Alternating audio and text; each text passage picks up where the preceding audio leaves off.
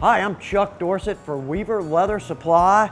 These folks make all of our master tool equipment and punches. And this is Leon. He's going to show us the entire process. Now, I pick up my punches and use them every day. I never think of what goes into the process to make these. Leon is going to show us all about it. Well, good to have you here, Chuck. We've been around for about 30 some years within the community to provide a solution in a metal product that a customer has. The funny thing is, these aren't just made in the US. We're 8 miles from Weaver Leather, right in the heart of Amish country, and if the Amish are gonna do it, they're gonna do it right. So, Leon, let's take a look at the process. All right.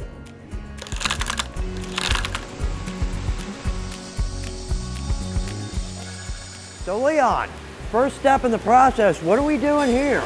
Yeah, so what we have here is our Track 5 machining center. Okay. And we get a laser part, so we have kind of a bunch of blanks that we can make numerous different size of punches out. Okay, it's starting to look familiar. Does it look familiar? Yeah. All right, so what we're gonna do is we're gonna take this piece, we're gonna take it, put it into the machine, we're gonna machine both sides of this product out. Okay. All right, let's take a look, see what's going on.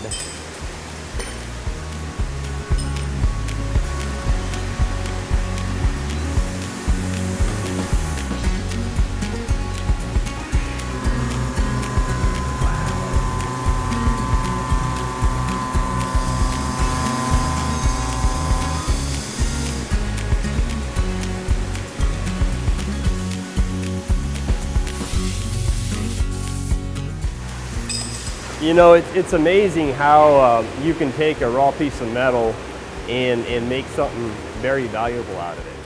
And it starts here, that amazes me. This is a 9-ton small press. This is what we use to put the Weaver logo on all the hand tools. Okay. The logo and the number. So first operation is we go in and just put the logo on, right? Okay.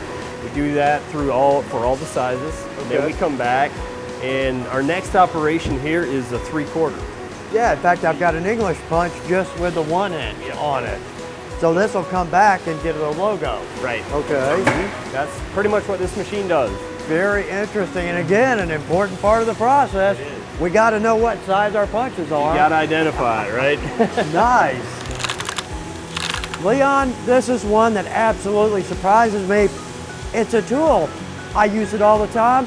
I had no idea how this is made. So this is our VF2 vertical machining center. We call it splashing. Splashing, yeah. This is where we put those little dimples in there.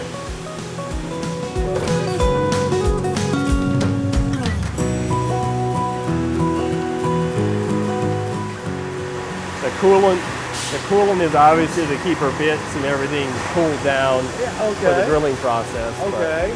Yeah. That is incredible. Notice our rotary, we have it set on an angle a little bit. Okay. So we got a degree on it to get it the right angle and everything. That's the table, so everything's shifted just a tad bit. Wow. I have a new appreciation for these little pieces that I use all the time. Right.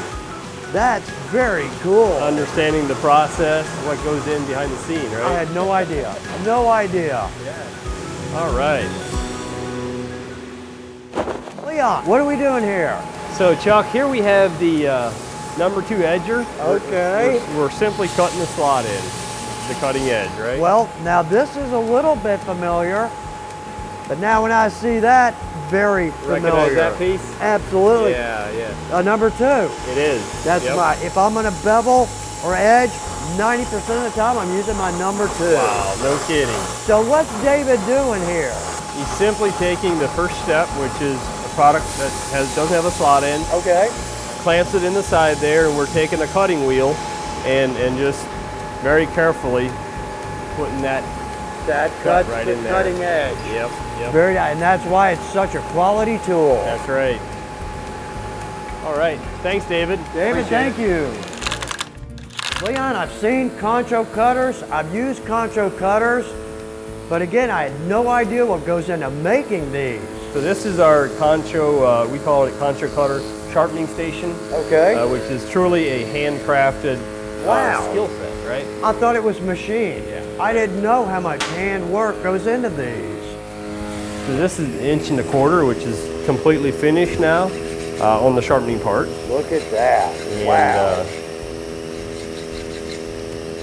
Boy, that's incredible. handcrafted. Well, I understand that now. Monroe here has got a delicate, experienced hand working on these.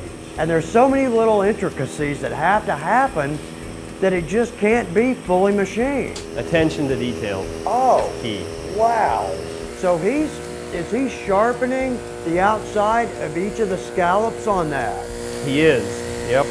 Sharpening the outside, and then he has to be very careful on how deep he gets into each one of those grooves so he doesn't create a notch on the sharpening Wow. on the edge. I just never thought about Yeah, it. pretty cool. All right, Leon, we're at the process where we make the tools look good. How many steps does it take to get these tools to look like this? So today we're sitting in our polish room, and it takes about 3 different stages of sanding. Then we send it out for heat treating, bring it back in, and we have 4 additional stages before it's ready for polishing. So 3 before you even heat treat it, comes back.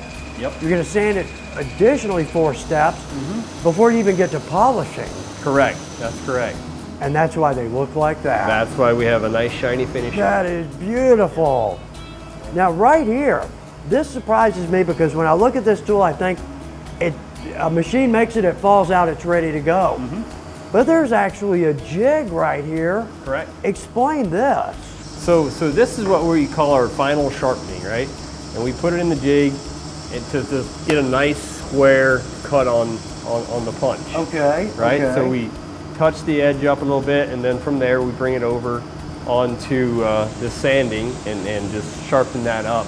That's okay. Handcrafted, hand sharpened. And that's what we get, and that makes, Wow. that looks good in our shop. What a beautiful process. And I guess from here, what's left? The final step is honestly just getting it into the package, right? There it is. That's what Look you at guys that. want to see coming in the door, That's it. right? Leon, what an absolute pleasure. Appreciate it. I'm amazed by the process, but y'all do some beautiful work. Thank you for that. Hey, thanks for your time. Nice. Appreciate it. And a big thanks to Leon for a great tour. When I pick up a master tool, I'm now going to appreciate what goes into that. But that's one of the reasons Weaver has some of the best tools on the market. I hope you enjoyed this tour. Good luck with your projects.